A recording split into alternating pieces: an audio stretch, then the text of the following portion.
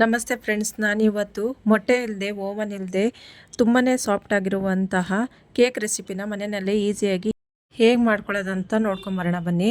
ಮೊದಲಿಗೆ ಮಿಕ್ಸಿ ಜಾರ್ಗೆ 3/4 ಕಪ್ ಅಷ್ಟು ಸಕ್ಕರೆನ ಹಾಕ್ಕೊಳ್ತಾ ಇದ್ದೀನಿ. ಅರ್ಧ ಕಪ್ಪು ಹಾಲನ್ನ ಹಾಕ್ಕೊಳ್ತಾ ಇದ್ದೀನಿ. ಒಂದೇ ಮೆಜರ್ಮೆಂಟ್ ಕಪ್ಪಲ್ಲೇ ತಗೊಳ್ಳಿ.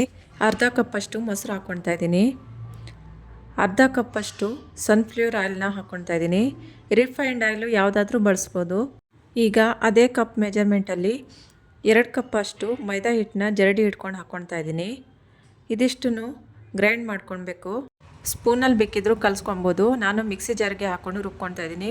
ಗಂಟಿಲ್ದಂಗೆ ಮಿಶ್ರಣ ರೆಡಿ ಆಗುತ್ತೆ ಅಂತ ಹೇಳ್ಕೊಂಡು ರುಬ್ಬೋತ್ತಿಗೆ ಮಿಶ್ರಣ ಸ್ವಲ್ಪ ಗಟ್ಟಿಯಾಗೋಯ್ತು. ಅದಕ್ಕೆ ಅರ್ಧ ಕಪ್ ಅಷ್ಟು ಹಾಲನ್ನ ಸೇರಿಸ್ಕೊಂಡು ಮತ್ತೆ ರುಬ್ಕೊಂಡೆ. ನೀರು ಬೇಕಿದ್ರೂ ಸೇರಿಸ್ಕೊಬೋದು. ಈಗ ಒಂದು ಬೌಲ್ಗೆ ಹಾಕ್ಕೊಳ್ತಾ ಇದ್ದೀನಿ. ಅದಕ್ಕೆ 1 ಟೀ ಸ್ಪೂನ್ ಅಷ್ಟು ಬೇಕಿಂಗ್ ಪೌಡರ್ ಹಾಕ್ಕೊಳ್ತಾ ಇದ್ದೀನಿ. 1 ಸ್ಪೂನ್ ಅಷ್ಟು ಬೇಕಿಂಗ್ ಸೋಡಾ ಹಾಕ್ಕೊಳ್ತಾ ಇದ್ದೀನಿ. 1 ಸ್ಪೂನ್ ಅಷ್ಟು ವೆನಿಲಾ ಎಸೆನ್ಸ್ನ ಹಾಕ್ಕೊಳ್ತಾ ಇದ್ದೀನಿ. 2 ಸ್ಪೂನ್ ಅಷ್ಟು ಹಾಲನ್ನ ಹಾಕ್ಕೊಂಡು ಬೇಕಿಂಗ್ ಸೋಡಾ, ಬೇಕಿಂಗ್ ಪೌಡರ್ ಎಲ್ಲವೂ ಮಿಶ್ರಣ ಜೊತೆ ಚೆನ್ನಾಗಿ ಬೆರೆಯೋ ಥರ ಮಿಕ್ಸ್ ಮಾಡ್ಕೊಬೇಕು. ಈಗ ದೋಸೆ ಹಿಟ್ಟಿನ ಹದಕ್ಕೆ ಮಿಶ್ರಣ ರೆಡಿಯಾಗಿದೆ. ಇನ್ನೊಂದು ಕಡೆ ಗ್ಯಾಸ್ನ ಆನ್ ಮಾಡಿಬಿಟ್ಟು ದಪ್ಪ ತಳ ಇರುವಂಥ ಪಾತ್ರೆನ ಗ್ಯಾಸ್ ಮೇಲೆ ಇಟ್ಟು ಅದನ್ನು ಫ್ರೀ ಹೀಟ್ ಮಾಡ್ಕೊಳ್ಳೋಣ. ಈಗ ಇನ್ನೊಂದು ಕಡೆ ಕೇಕ್ ಮೋಲ್ಡ್ಗೆ ಬಟರ್ ಪೇಪರ್ನ ಕಟ್ ಮಾಡಿಬಿಟ್ಟು ಅದಕ್ಕೆ ಆಯಿಲ್ನ ಗ್ರೀಸ್ ಮಾಡ್ಕೊಳ್ತಾ ಇದ್ದೀನಿ. ಪೇಪರ್ಗೂ ಚೆನ್ನಾಗಿ ಆಯಿಲ್ನ ಹಚ್ಕೊಳ್ಳಿ. ಸೈಡ್ಗೂ ಚೆನ್ನಾಗಿ ಆಯಿಲ್ನ ಹಚ್ಕೊಳ್ಳಿ. ಆಯಿಲ್ ಹಚ್ಕೊಂಡಿದ್ದಾಗಿದೆ. ಈಗ ಇದಕ್ಕೆ ನಾವು ರೆಡಿ ಮಾಡಿಟ್ಟಿರುವಂಥ ಮಿಶ್ರಣನ ಹಾಕ್ಕೊಳ್ತಾ ಇದ್ದೀನಿ. ಮಿಶ್ರಣನ ಹಾಕಿ ಏರ್ ಬಬಲ್ಸ್ ಎಲ್ಲ ಹೋಗೋ ಥರ ಚೆನ್ನಾಗಿ ಟ್ಯಾಗ್ ಮಾಡ್ಕೊಬೇಕು. ಈ ಥರ ಒಂದು 5 ನಿಮಿಷ ಚೆನ್ನಾಗಿ ನೆಲಕ್ಕೆ ಬಡಿತಾ ಏರ್ ಬಬಲ್ಸ್ ಎಲ್ಲ ಹೋಗೋ ಥರ ಮಾಡ್ಕೊಳ್ಳೋಣ. ಈಗ ಈ ಕಡೆ ಗ್ಯಾಸ್ನ ಫ್ರೀ ಹೀಟ್ ಮಾಡೋಕೆ ಇಟ್ಟಿದ್ವಲ್ಲ, ಅದಕ್ಕೆ ಒಂದು ಸ್ಟ್ಯಾಂಡ್ನ ಇಡ್ತಾ ಇದ್ದೀನಿ. ಅದ್ರ ಒಳಗೆ ಕೇಕ್ ಮೋಲ್ಡ್ನ ಇಟ್ಬಿಟ್ಟು 35ರಿಂದ 40 ನಿಮಿಷಗಳ ಕಾಲ ಪ್ಲೇಟ್ನ ಮುಚ್ಚಿ ಬೇಯಿಸ್ಕೊಳ್ಬೇಕು. ಗ್ಯಾಸು ಸಿಮ್ನಲ್ಲಿ ಇಟ್ಟಿದ್ದೀನಿ. ಮೊದಲಿಗೆ ಒಂದ್ಸತಿ ಓಪನ್ ಮಾಡಿ ನೋಡಿದಾಗ ಟೂತ್ ಪಿಕ್ಕಿಗೆ ಅಂಟ್ತಾ ಇತ್ತು. 10 ನಿಮಿಷ ಮತ್ತೆ ಬೇಯಿಸ್ಕೊಂಡೆ. ಈಗ ನೋಡಿ ಟೂತ್ ಪಿಕ್ಕಿಗೆ ಅಂಟ್ತಾ ಇಲ್ಲ. ಇದು ರೆಡಿಯಾಗಿದೆ. ಇನ್ನೊಂದು ಕಡೆ ಕ್ರೀಮ್ನ ರೆಡಿ ಮಾಡ್ಕೊಳ್ಳೋಣ. ಈಗ ಮಿಕ್ಸಿ ಜಾರಿಗೆ ವಿಪಿಂಗ್ ಕ್ರೀಮ್ನ ಹಾಕ್ಕೊಳ್ತಾ ಇದ್ದೀನಿ. ಅದನ್ನು ಮಿಕ್ಸಿಯಲ್ಲಿ ಚೆನ್ನಾಗಿ ಗ್ರೈಂಡ್ ಮಾಡ್ಕೊಬೇಕು. ಎಲೆಕ್ಟ್ರಿಕ್ ಬೀಟರ್ ಇದ್ದರೆ ಎಲೆಕ್ಟ್ರಿಕ್ ಬೀಟರಲ್ಲಿ ಕ್ರೀಮ್ನ ರೆಡಿ ಮಾಡ್ಕೊಬೋದು. ನಮ್ಮ ಮನೆಯಲ್ಲಿ ಎಲೆಕ್ಟ್ರಿಕ್ ಬೀಟರ್ ಇಲ್ಲ, ಅದಕ್ಕೋಸ್ಕರ ನಾನು ಮಿಕ್ಸಿ ಜಾರ್ನಲ್ಲೇ ಹಾಕ್ಕೊಂಡು ಕ್ರೀಮ್ನ ರೆಡಿ ಮಾಡ್ಕೊಂಡಿದ್ದೀನಿ. ಈ ಕಡೆ ಕೇಕು 2 ಅವರ್ ತನಕ ತಣ್ಣಗಾಕಕ್ಕೆ ಬಿಟ್ಟಿದ್ನಲ್ವ, ಅದು ಕಂಪ್ಲೀಟಾಗಿ ತಣ್ಣಗಾಗಿದೆ. ಈಗ ಇದನ್ನು ಸೈಡೆಲ್ಲ ಚಾಕುನಲ್ಲಿ ಬಿಡಿಸ್ಕೊಂಡು ಉಲ್ಟಾ ಹಾಕ್ಕೊಂಡು ಓಪನ್ ಮಾಡ್ಕೊತಾ ಇದ್ದೀನಿ. ಕೆಳಗೆ ಬಟರ್ ಪೇಪರ್ ಹಾಕ್ಕೊಂಡಿದ್ವಲ್ಲ, ಅದನ್ನು ತಗೊಳ್ತಾ ಇದ್ದೀನಿ. ಈಗ ತಗೊಂಡಾಗಿದೆ ನೋಡಿ. ಕೇಕು ಎಷ್ಟು ಸ್ಮೂತಾಗಿ ಸ್ಪಾಂಜಿಯಾಗಿ ಬಂದಿದೆ ಅಂತ ಹೇಳ್ಕೊಂಡು ಈಗ ಸೀದಾ ಮಾಡಿಕೊಂಡು ಇದ್ರ ಮೇಲ್ಗಡೆ ಇರೋದಂಥದ್ದು ತಗೊಳ್ತಾ ಇದ್ದೀನಿ. ಲೆವೆಲಾಗಿ ಚೆನ್ನಾಗಿ ಕಟ್ ಮಾಡ್ಕೊಳ್ಳೋಣ. ಶುಗರ್ ಸಿರಪ್ಪು ಚೆನ್ನಾಗಿ ಹಿಡಿಯುತ್ತದೆ ಅಂತ ಹೇಳ್ಕೊಂಡು ಈಗ ಮಧ್ಯದಲ್ಲಿ 2 ಭಾಗನ ಮಾಡ್ಕೊತಾ ಇದ್ದೀನಿ. ಈ ಥರ ಒಂದು ಥ್ರೆಡ್ನ ಸಹಾಯದಿಂದ ಈ ಥರ ಮಾರ್ಕ್ ಮಾಡಿಕೊಂಡು ಓಪನ್ ಮಾಡ್ಕೊಳ್ಳೋಣ.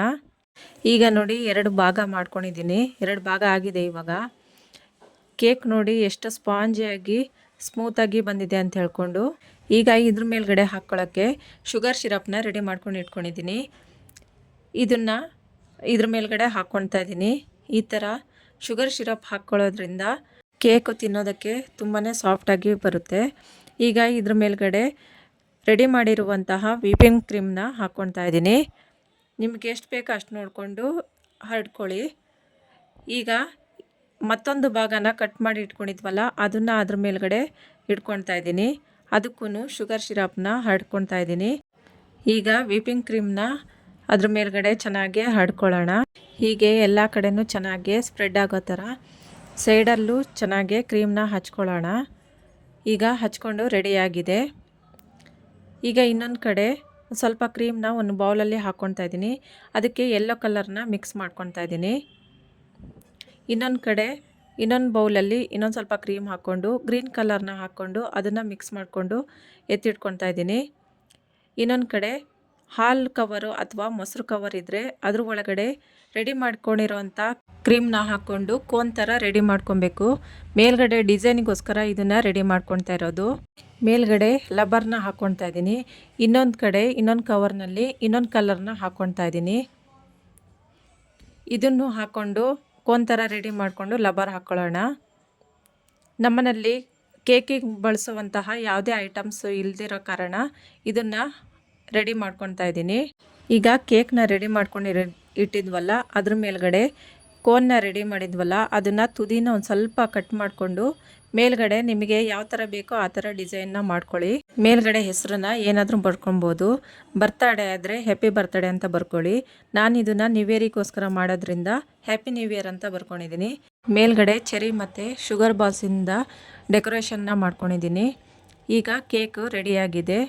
ನೋಡಿದ್ರಲ್ವ ಫ್ರೆಂಡ್ಸ್, ಮನೆಯಲ್ಲೇ ನಾವು ಈ ರೀತಿ ಕೇಕ್ನ ಮಾಡೋದ್ರಿಂದ ಮಕ್ಕಳು ತುಂಬಾ ಇಷ್ಟಪಟ್ಟು ತಿಂತಾರೆ, ಮನೆಯವ್ರಿಗೂ ತುಂಬಾ ಇಷ್ಟ ಆಗುತ್ತೆ.